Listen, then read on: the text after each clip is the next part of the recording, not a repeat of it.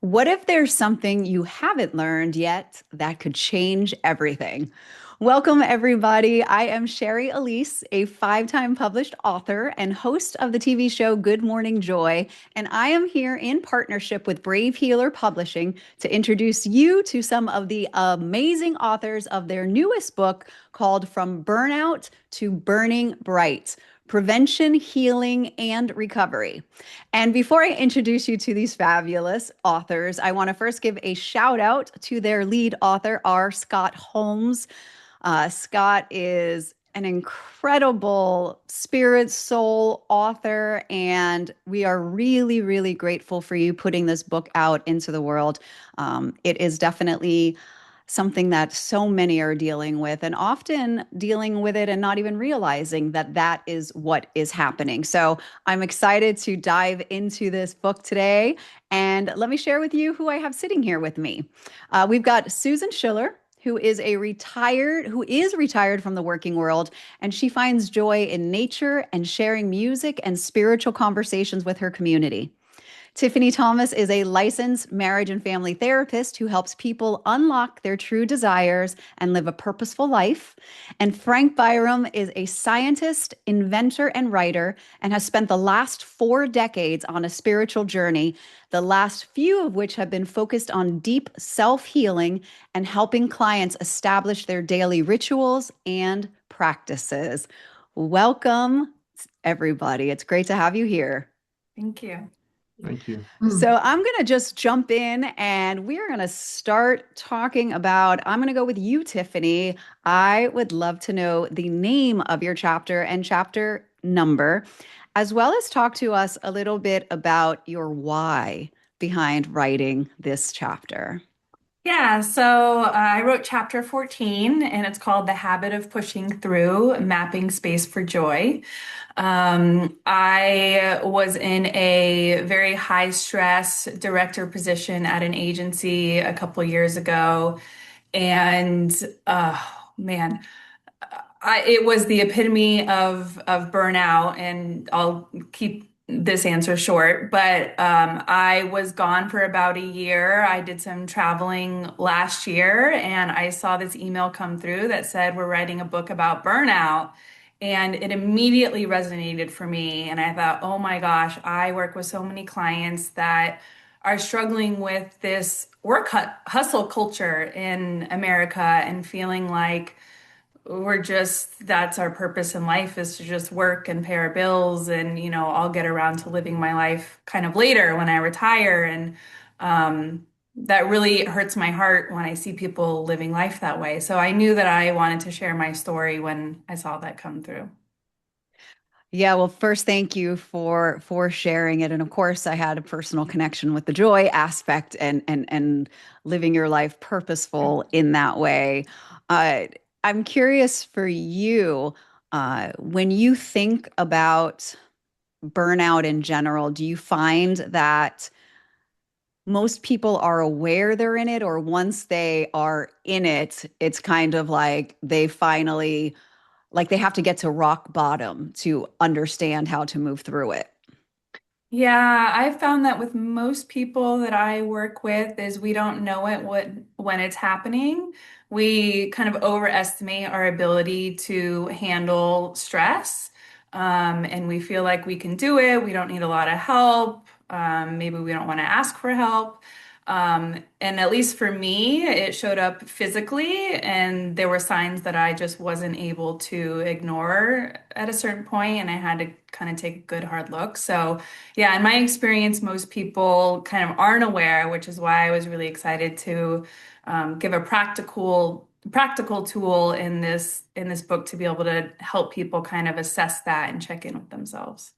Yeah, and I think that's the thing that I love about Laura Brave Healer books is that there are the stories that you get to experience the vulnerability and the courage of all of you to share what it is that you go through, but then also readers are able to walk away with tangible things that they are able to implement in their own lives, or at least to recognize. And as I've been reading all of your chapters, it's so interesting to see how everybody experiences it in a different way, and they're not all similar. And I've been able to look at burnout in a whole new way for so many, uh, so outside of what we consistently think that it is, the overproductivity and everything. So just thank you all for just adding your voice to it. Frank, talk to me about the name of your chapter and chapter number, and about your why.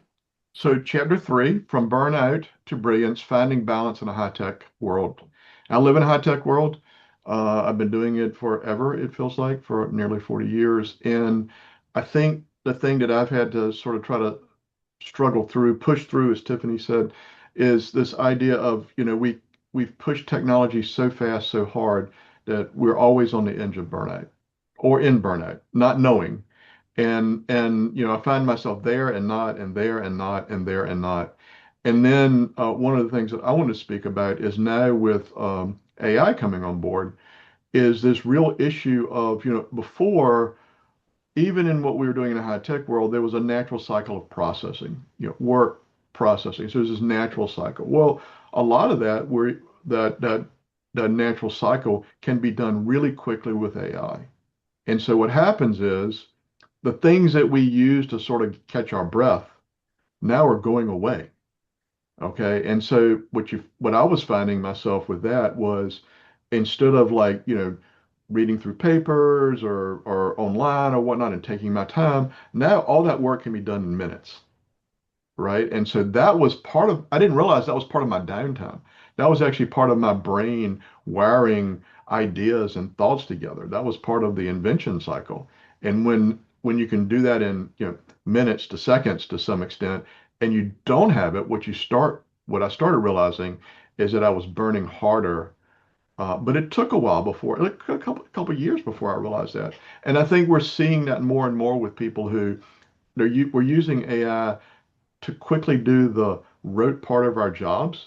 But the reality is that's actually part of the sustainment of the pace. Mm. Okay. And I think that's the thing that we're sort of missing right now, is that um, what AI could do is give us more time to be thoughtful about our job, more time to be thoughtful about the work we're doing better work, more cognitively valued work, more creative work. But what we're kind of abusing the technology a little bit at this point, because we're using it to just speed up.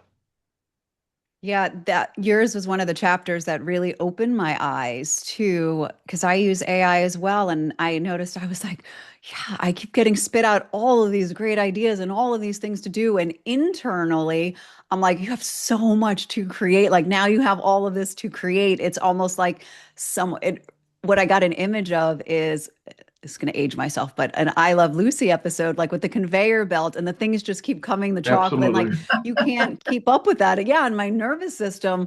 And I hadn't really thought about that until I read that. So it was a powerful example of ways that it can show up, and how AI, while helpful, and you're saying in different ways to use it, but how technology can also hinder us. So, The drawback here is that I actually do work in the AI world. And so mhm. I use AI and I work in the AI world. So, there's a lot of folks trying to manage that, and there are ways to do it, but it's an active thing we must do, Yeah, right? yeah. Great. Thank you. Susan, welcome. Share with us the name of your chapter number, and talk to us about your why behind writing in this book. Okay. Mine is chapter 4, The Gift of Family Drama, Unraveling the Emotional Web. I wanted to write about this because so many parents are dealing with children who've been on the spectrum, the autistic spectrum, and now they've grown up, right? So when my son was 40, really smart, trying to take over our business. And it seemed like it was working until it didn't. And I tried so hard to come up with processes and procedures, helping work through all of the details of running the tax business. But it came to a certain point where he just didn't want to deal with the personality side of it, the client side. And So I let that go, right? The whole family business collapsed because my husband had retired and I was trying to stay on to help it push through. I had to let that go. But no, I didn't let go of my son. I thought, well, I've got to do something to help him get a new career. So then I started fixing up his house and just kind of getting behind the family. And what happened is through all of this, through several years, I was so wound up in his business, I'd forgotten my own life. And I wanted to share this story because it happens so often. And to get out of the burnout, it's important to be able to step out of somebody else's life. Mm. And I got such inspiration from Al Anon. Not that there was any alcohol involved in this story, but the story of dealing with family matters where you cannot control the other person and get totally burnt out trying to do so. So I wanted to share this story. And Yeah. It was another such a well-written chapter. And again, I find it so interesting because you're right that you don't have to have a child on the spectrum to understand that you are taking control of trying, especially as a parent, to take control of your child's life, to try to hold to and even in partnerships and relationships, everybody in their own sense, trying to keep their own environment safe and trying to control the world, right? That we don't even know the things that we carry on our shoulders. And like so many of you, it wasn't until your bodies spoke up for you mhm. to actually make you stop and go, whoa, there is something happening.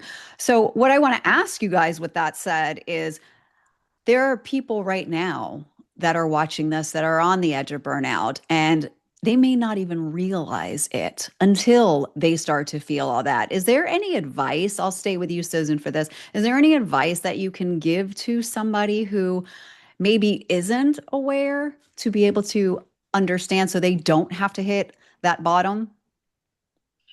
Well, I would say watch what's going on day to day.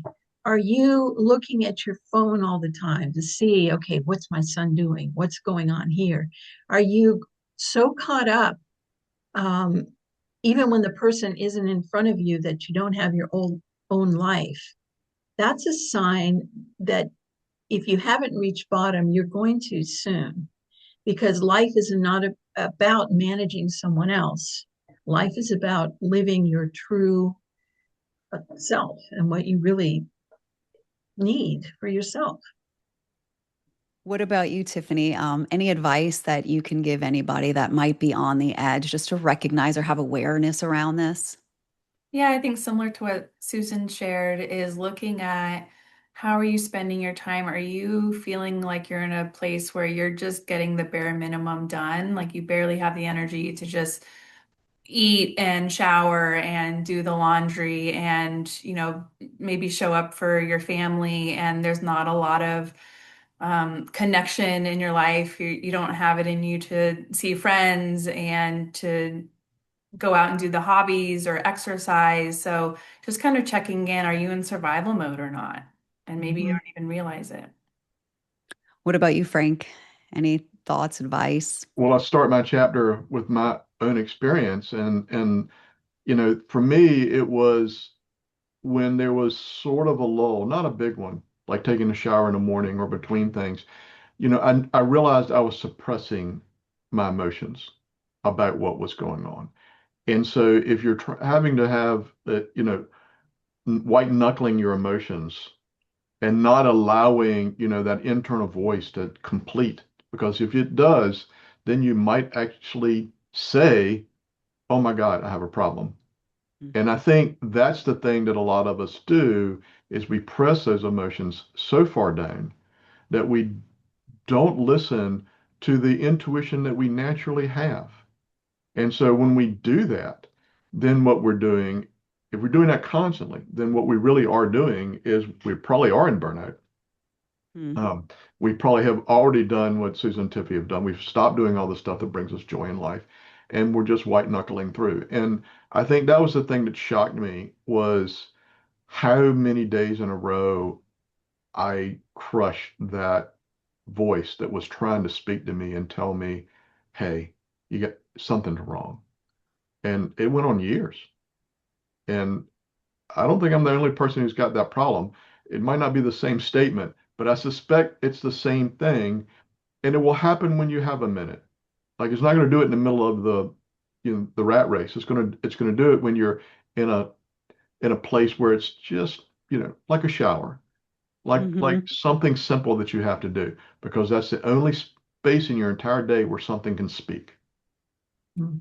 Yeah, it was, I would bet to say that just about all of us have some voice somewhere that we are shushing because perhaps it's too hard to face it. Perhaps we don't want to deal with the consequences or what changes we're going to have to make. And I thought that was such a powerful way to start out your chapter because I think we all have had that voice that, wants to push that behind. And I think for all of us in some way, there is some emotion, and that seems easier to ignore. And that's why I think these chapters by all of you is that they really bring such great awareness. And what I found as the common link is all about presence, right? About fully being in there, because if we're not being present, then there is no way to realize that we are on the edge of burnout, unless we're checking in with ourselves. Uh, Tiffany, share with me in the book, it's separated for those who don't know. So there's everyone's story and then what's called the answer. Uh, you want to share a little something from your answer? Yeah, so I really focus on it's called mapping your capacity for joy. And the thing that I've found with my work with clients is when I bring this idea up to them, the response is in so many words, oh my gosh, I can't add another thing to my plate, even if it's this positive thing. And so in my answer, I don't ask anyone to do anything other than self-reflect on what is your capacity. Let's talk about restful joy. And it's intentional downtime. It's not disassociation by scrolling or watching TV. Or do you have capacity for somatic joy? Do you have capacity for relational joy or connection? And it kind of breaks down the different types of joy. And do you have a little bit of capacity for something? Do you have zero capacity? And just kind of checking in with yourself and coming up with some ideas that maybe right now, maybe today is not the day, but just making some space mentally for that and feeling like, okay, maybe having something to look forward to can help balance out the stress that we have. We can't get rid of our stresses, but just finding ways to not feel so suffocated by everything that life is asking of us.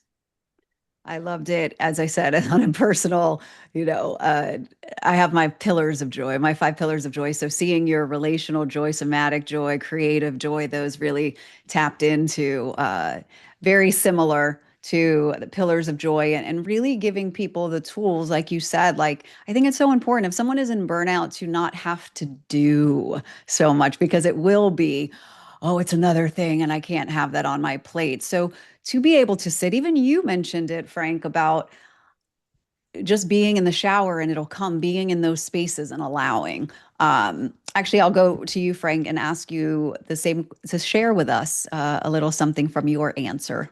Well, for me, it's about a practice, a daily practice. I spent years practicing martial arts, and every day you practice something. And there is oddly enough some maybe boredom in the practice. There's some downtime in the practice, and for me, I love tea, so I love my morning tea and journal. And putting enough time in there for that and making the practice a time of listening, developing a cue for yourself, tea being one. You can do coffee, you can do whatever. But the goal there is to have a cue and then use that cue through the day. So and it's easy to trick yourself. So like I find myself, going and getting a cup of tea and sitting down at my desk middle of the day, not going and getting a cup of tea and stop and drinking the cup of tea and having a break. right? So you can even try to cheat your own practices when you do that, and you don't get the benefit of them. And so having moments of presence through the day really helps bring that sense of presence throughout the day. And once you can start doing that, I think you kind of, as Tiffany was saying, at some point you start saying, okay, where can I say no? Right? Because no is a yes. A no is a yes, right? It's a yes to something I really want to do that's joyful or happy or whatnot. And that's what I had to learn myself. And here's the thing that bugs me about it. Um, Even though I've been practicing and doing it, is I still find myself filling my day back up.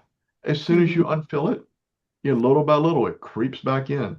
So it does take, constant maintenance, vigilance, and I just a calm and just knowledgeable know that this no is giving me what I really need to flourish. And I think that's the hard part in this age, especially when we're all working, more than our 40 and our families are so busy and whatnot. But you got to find some no's. It just as hard as it is. Yeah, and I love that you pointed out like we can know all this, but still fall into traps. It's like humanness. You don't know how many times I have said, today was supposed to be an easy day. Like I had nothing on my calendar, and somehow it was the busiest day. Like, So that's why it has that's so it's not something you fix, mhm. right? It's not something you run harder at. It's more like that a marathon practice. It's not, you're running the marathon, you got to the life to some extent. But in doing that, you have to have moments of rest. And that's a practice because it's hard to get it right and your day moves around. And if I have to go in the morning, did I find some other time during the day to catch up and have my time alone? And if you just put it at the end of the day, you almost never get to it. Yeah, Earlier is better, it seems to me. And if you don't get it by lunch, it's almost impossible to get it. yeah. Great thoughts. Susan, can you share with us a little something from your part about the answer? Yes, my answer is self-reflection journaling. Many of us have experienced trying to go to sleep at night with circulating thoughts that are so strong, it won't let you stop. Why did he say this? What was going on with that? They don't understand me. And the myriad of conversations in the mind. So the journaling process allows you to take the thoughts out of your mind, put them on paper, acknowledge this is what was circulating in my mind. Read it through and say, oh, okay, there's one other thing. Make sure everything is captured. It is a kind of balance that allows your mind to settle and will no longer race. Once you have those mental conversations recorded, you can then look back and say, okay, um, this looks good. And then take a pause and say, what went well today? And what am I grateful for? And write that down. It is a settling process that allows you to step back from the racing mind. And I have practiced this many, many times, and it's very helpful. So that is the nature of the tool that I recommend for Yeah. all of you out there who cannot get to sleep or you have some family problem that is overwhelming you and you feel so responsible because after all, he is your son or daughter, or got to step back. And this is a way to effectively do that. I love that. It reminds me of I got an image of like closing out, the windows, the tabs on our computer, Mm-hmm. like at the end of the night, like instead of leaving them open and going, just like being able to settle that for the day. Like that's the feeling I got from that. So last question for everybody, and I'll stay with you here, Susan. What's the most important thing that you want a reader or anyone listening right now to know about? And I'll go straight off your title about the gift of family drama. So, what happens is when you get through this traumatic burnout and get to the other side, there is a huge expansion.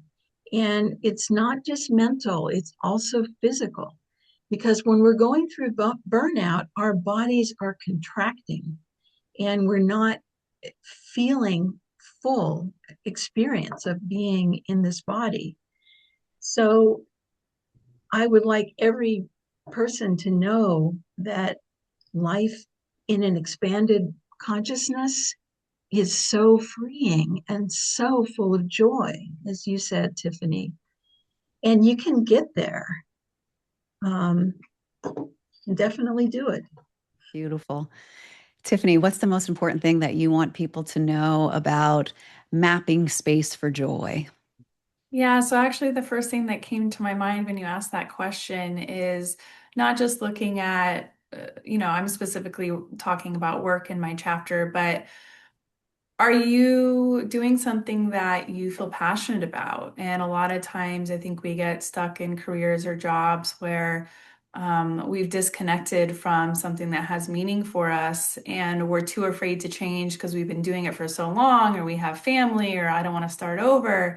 And for me, facing that fear and recognizing that we only get one life, we only get one chance to do something and live it in a way where we feel like we're getting the most out of it. And so if you're feeling yourself feel scared and terrified and all those mental barriers that come in and say, oh, I can't, there's just no way, or it's going to be too hard.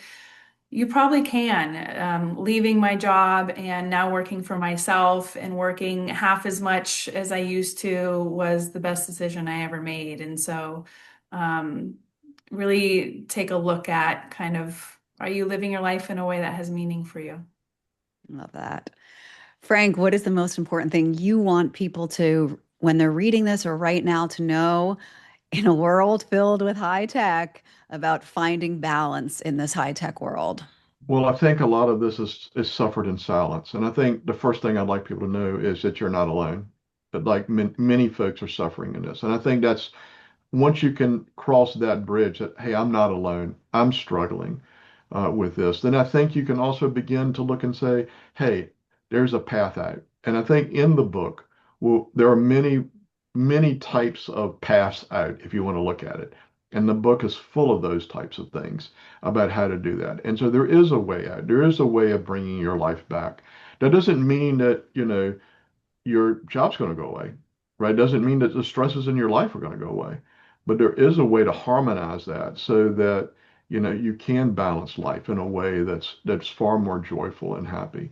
And I think the second thing to realize is it is an active process. If you are passive about the process, it'll just come back, and you do have to manage it, and you do have to be active. It's made up of thousands of small choices, but you can make those choices. Not everybody's going to be happy about them. Okay, but they'll get used to it. And once you are free, then life has a very different texture. Like the greens are greener, the sun is prettier, right? Even on rainy days, it doesn't feel so rainy.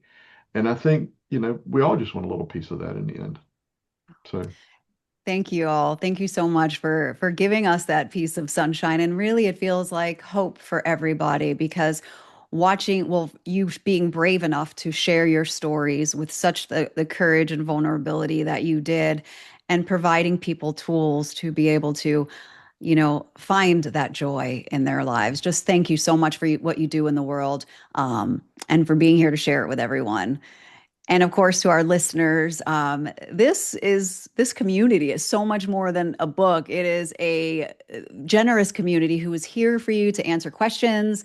They'll carry on conversations, support you on your journey. So, if anything that we talked about today resonated with you, please go down to the show notes where we have all of the authors' links and feel free to explore. I'm sure they're happy to connect with you and share what they have going on. And then, of course, we hope that you hop on over to Amazon, grab your copy of this book. The link is also below. And lastly, the Brave Healer community wants you to remember that your words will change the world when you are brave enough to share them. It's time to be brave. We'll see you next time, everybody. Thank you all so much for being here today. Thank you. Thank you. thank you.